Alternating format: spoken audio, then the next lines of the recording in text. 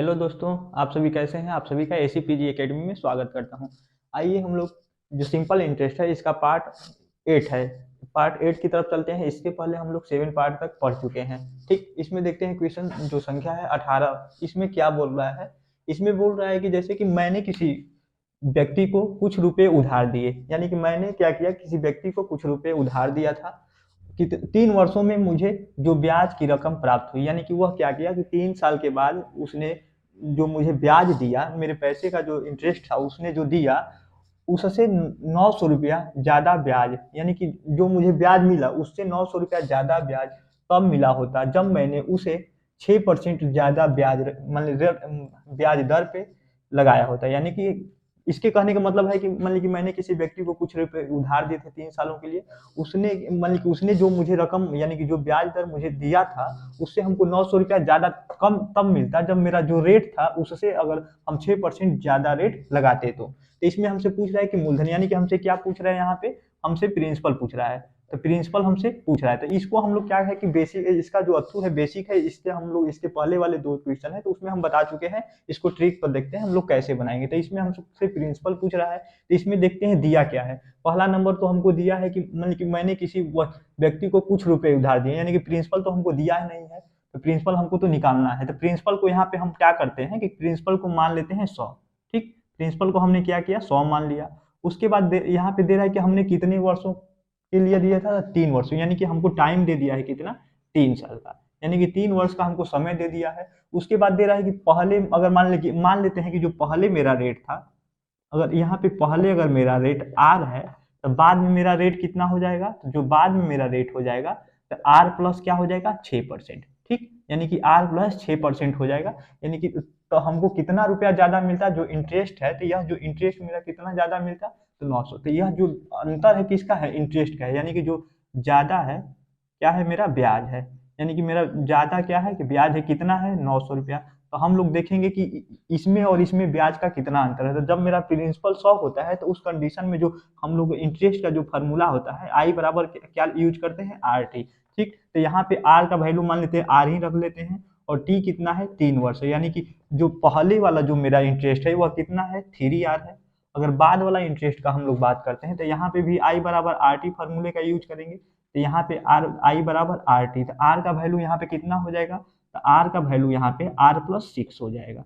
ठीक, जो टी है तो दोनों के लिए क्या है, सेम है, यानी कि 3 वर्ष है। तो यहाँ पे हम लोगों का जो इंटरेस्ट है कितना आ जाएगा, तो 3R+6 18। ठीक, तो यहाँ पे हम लोग को जो पहले और बाद वाले जो इंटरेस्ट में जो अंतर है कितने का है, 18 का है। यहाँ ठीक, 18 ज्यादा है, तो यहाँ पे जो ज्यादा है उसकी तुलना हम लोग क्या करेंगे, ज्यादा वाले से करेंगे। तो यहाँ पे मेरे ज्यादा मेरा कितना आ रहा है, 18 आ रहा है। उसके बाद हमसे पूछ क्या रहा है, प्रिंसिपल यानी कि मूलधन पूछ रहा है, तो जो पूछता है उसका हम लोग क्या करते हैं, गुणा कर लेते हैं। प्रिंसिपल हमने कितना माना है, 100 माना है। ठीक, यहाँ पे जब कटाएंगे तो 18 पाँचे 90, 5 बार में कैंसिल हो जाएगा। यहाँ पे 5 पे 1 जीरो 50 है, यहाँ पे 100 का जब हम लोग गुणा करेंगे तो टोटल जो मेरा प्रिंसिपल होगा कितना हो जाएगा, 5,000 रुपये हो जाएगा। ठीक, तो यह मेरा क्या है, प्रिंसिपल है। यही हमसे क्या किया है, क्वेश्चन में पूछा हुआ था। भैया उसको कट कर दीजिएगा ना। आइए हम क्वेश्चन संख्या 19 को देखते हैं, इसमें क्या पूछ रहा है हमसे। देखिए इसमें हम लोग देखते हैं कि दिया है क्या, इसमें दिया है कि 2600 रुपये को 2 भागों में उधार दिया गया। मान लेते हैं मेरे पास क्या है, 2600 रुपया है, हमने क्या किया, उसको 2 भागों में यानी कि 2 अलग अलग व्यक्तियों को क्या किया, उधार दिया। तो पहले व्यक्ति को अगर हमने जो उधार दिया था उसको कितने पर दिया था, 5% के दर पे दिया था, कितने वर्षों के लिए, 3 वर्षों के लिए, किसको, पहले व्यक्ति को।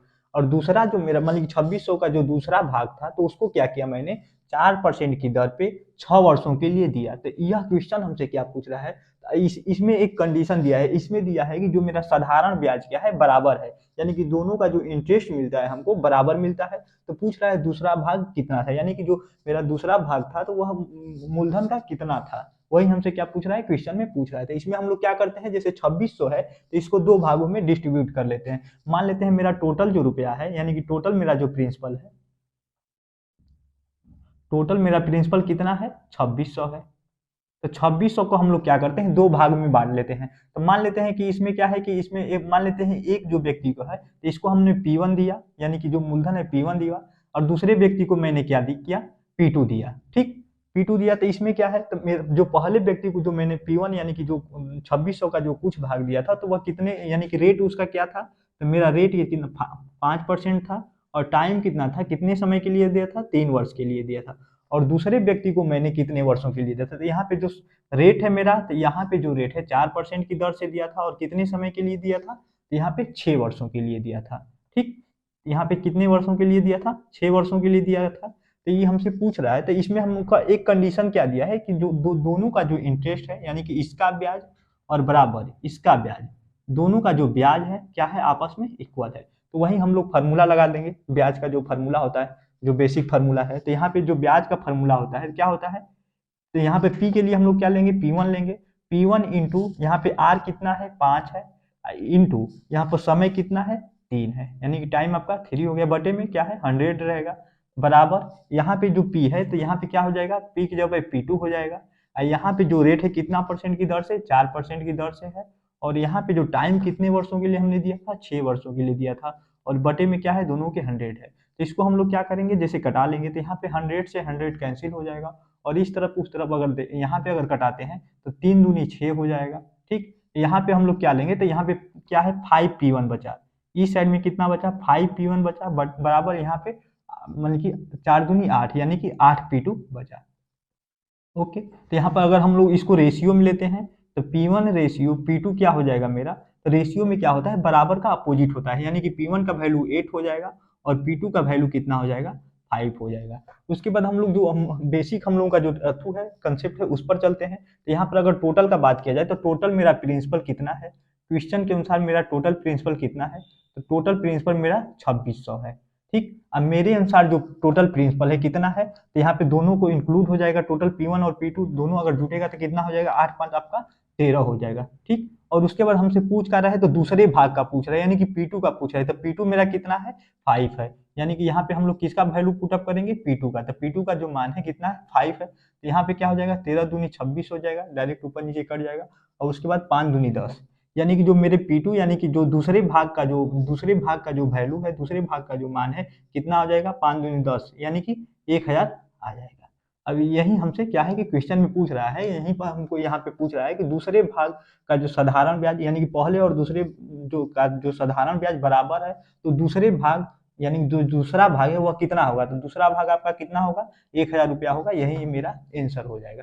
ठीक, आइए हम क्वेश्चन संख्या 20 को देखते हैं। इसमें हमसे क्या पूछ रहा है, इसमें हमसे पूछ रहा है, जैसे कि दिया है क्या इसमें, कि एक व्यक्ति 1200 रुपये 10 वर्षों का साधारण ब्याज पाता है, यानी कि जो यहाँ पे 1200 रुपया है मेरा मूलधन नहीं है, क्या है, ब्याज है, कितने, 10 वर्षों में, यानी कि कोई व्यक्ति है, क्या है कि जो समय है आपका कितना है, 10 वर्ष, यानी कि 10 वर्षों में क्या करता है कि जो यहाँ पे 1200 क्या है, इंटरेस्ट है, यानी कि 1200 क्या करता है, 1200 रुपया वह ब्याज प्राप्त करता है।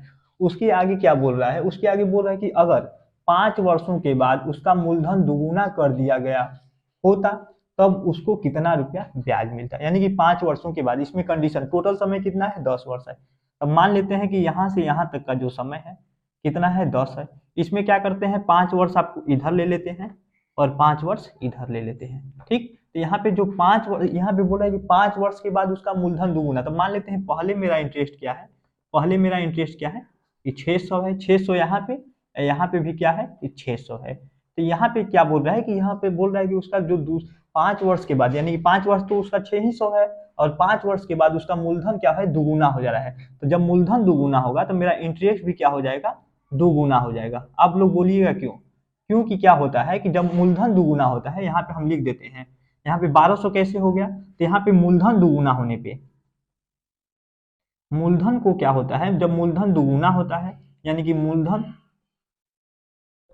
दुगुना होने पर आपका जो ब्याज है, ब्याज क्या हो जाएगा, स्वयं दुगुना हो जाएगा। ठीक, ब्याज दुगुना हो जाता है। यहाँ पर सबको पता है कि मूलधन जब मेरा दुगुना होगा तो ब्याज भी क्या हो जाएगा, दुगुना हो जाता है। तो इसीलिए हमारा यहाँ पे जो ब्याज है 600 का क्या हो जाएगा, 1200 हो जाएगा। तो पूछ रहा है यहाँ पे, तो उसको कितना ब्याज मिलता था, यानी कि इस कंडीशन में उसको कितना ब्याज मिलेगा, यानी कि टोटल जो इंटरेस्ट आपका हो जाएगा, कितना हो जाएगा, तो टोटल जो इंटरेस्ट है, तो टोटल 600 यहाँ पे है, और यहाँ पे कितना हो गया आपका 1200 हो गया, यानी कि टोटल इंटरेस्ट इसको कितना हो जाएगा, 1800 रुपये। यही हमसे क्या है कि क्वेश्चन में पूछ रहा है, यही मेरा क्या हो जाएगा, आंसर हो जाएगा।